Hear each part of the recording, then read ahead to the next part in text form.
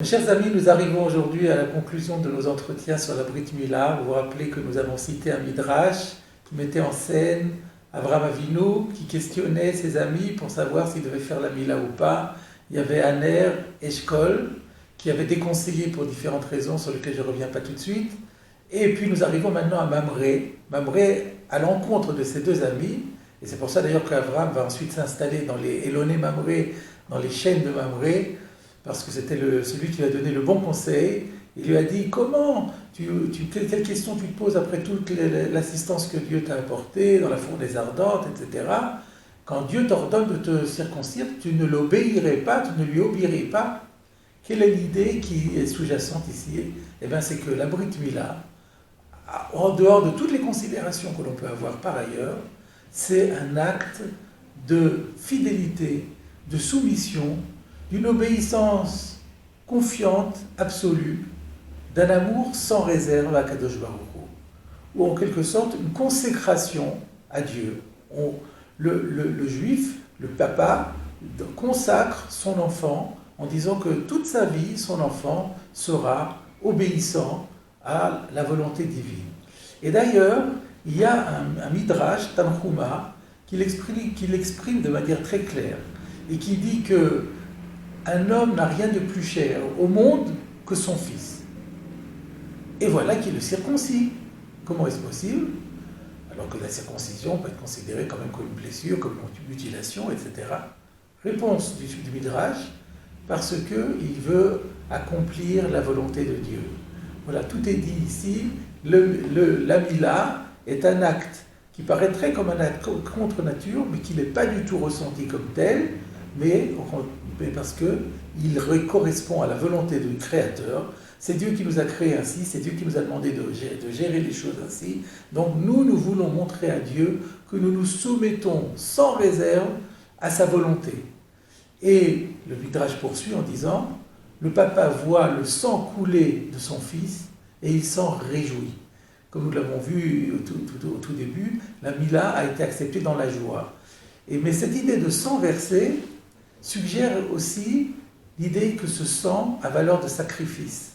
Donc c'est bien ce que nous disions tout à l'heure, c'est-à-dire que la Brit Mila, c'est une consécration à Dieu, c'est un sacrifice que nous faisons à Kadosh Baruch Hu, et quelque part on pourrait dire que c'est la première étape dans la vie du Juif. Et la vie du Juif, tout au long de son existence, c'est une succession de sacrifices, d'actes de dévouement, d'abnégation de toutes sortes. Toute notre existence nous présente toutes sortes d'obstacles et nous sommes prêts chaque fois à faire un sacrifice en l'honneur d'Hachem.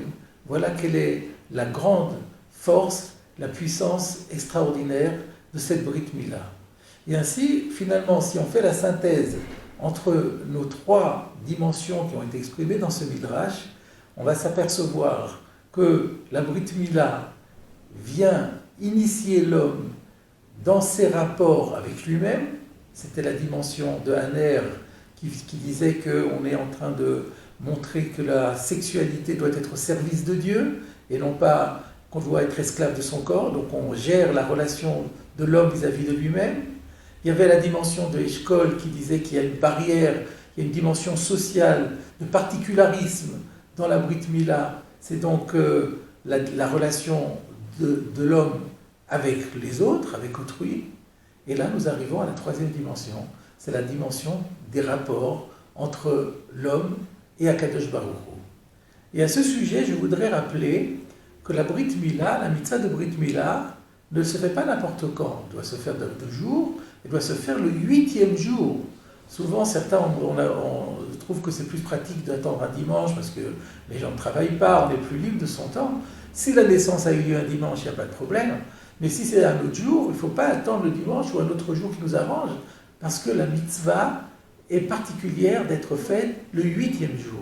Pourquoi le 8e jour? Le chiffre 8, dans toute la symbolique du judaïsme, ça peut être démontré de très nombreuses façons, est le symbole de l'irrationnel, du surnaturel, du divin. Les sacrifices, tout ce qui est de l'ordre de Akadosh Baruch Hu, ça passe toujours, la Torah elle-même, ça passe toujours par le chiffre 8. Donc en marquant la circoncision le 8e jour, on montre par là même que la notion de circoncision, c'est la consécration de notre enfant à Akadosh Baruch Hu pour une vie de culte et de service et de fidélité à la volonté de Dieu, du Créateur, et à l'alliance qui a été ainsi instaurée entre notre Fils et le Créateur. Alors pour conclure, je voudrais dire que certains m'ont dit que certains parents auraient tendance à se dire aujourd'hui que compte tenu de ce qu'on entend par rapport à la Mila, que peut-être on va différer la Mila, on va attendre que l'enfant soit plus grand et que lui-même, lorsqu'il sera adulte et majeur, décidera. Vous comprendrez qu'une chose pareille, qui n'est pas du tout d'ailleurs dans la tradition, comme on a attesté au début que dans tous les siècles, les Juifs ont accompli cette mitzvah avec fidélité et sans attendre.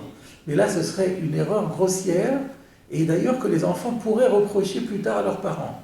Parce qu'il faut bien prendre conscience du fait que quand on fait la Mila à 8 jours, pour le bébé, c'est une formalité. C'est comme si une petite écorchure, on lui a fait une petite écorchure au doigt. Il ne s'en rend même pas compte, il pleure un petit peu, au bout de 2 minutes, il a arrêté de pleurer, et puis le pansement, la cicatrisation est extrêmement rapide, il n'y a aucun stress derrière. Alors que si on attend que l'enfant soit adulte, et qu'il décide comme probablement il le fera, compte tenu de l'éducation qu'il aura reçue et de sa volonté de perpétuer la chaîne du judaïsme, il va être obligé de se livrer à une Brit Mila en tant qu'adulte. Ce qui implique énormément de stress, avec la nécessité de le faire dans un cadre hospitalier, avec la nécessité d'une anesthésie, avec une crainte de complications. Tout ce genre de choses, l'enfant pourra être à même de dire à ses parents « Mais pourquoi vous m'avez mis dans cet embarras-là » alors que depuis des siècles et des siècles, depuis des millénaires, nos parents, nos grands-parents, nos aïeux, Avraham Avinu, Avraham Avinu a circoncis son fils Yitzhak à l'âge de 8 jours. Donc il est très important de maintenir cet acte d'alliance. Et pour conclure, je dirais que cette alliance, c'est une alliance qui crée un contrat entre deux parties. C'est très important. Nous avons fait un pacte avec Dieu, et Dieu fait un pacte avec nous. Et donc Dieu est aussi partie prenante dans ce contrat. Et l'histoire du peuple juif en est transcendée. À partir du moment où nous avons conclu cette alliance, Dieu veille sur son peuple juif, qui n'est plus livré simplement aux éléments naturels.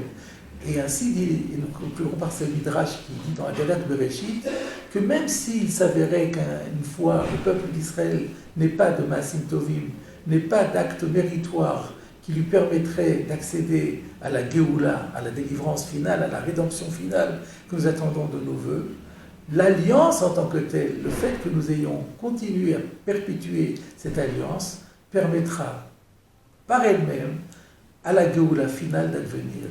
C'est vous dire quelle est l'importance de cette mitzvah essentielle que nous espérons que tout le peuple juif continuera à accomplir dans la joie jusqu'à la venue du Mashiach, Me'era B'yameinu, Amen. Organiser un cours avec un Rav de Torah Box, avec le service Torah Box chez vous, c'est enfin possible. Paris, Lyon, Tel Aviv, Madrid, Bruxelles, Montréal, Casablanca. Torah Box vient à votre rencontre. Organisez un cours gratuitement, chez vous, entre amis, au travail ou dans votre communauté. Dans une ambiance chaleureuse, un Rav de Torah Box donnera une conférence et répondra à toutes vos questions. Réservez rapidement sur notre site, par email ou par téléphone.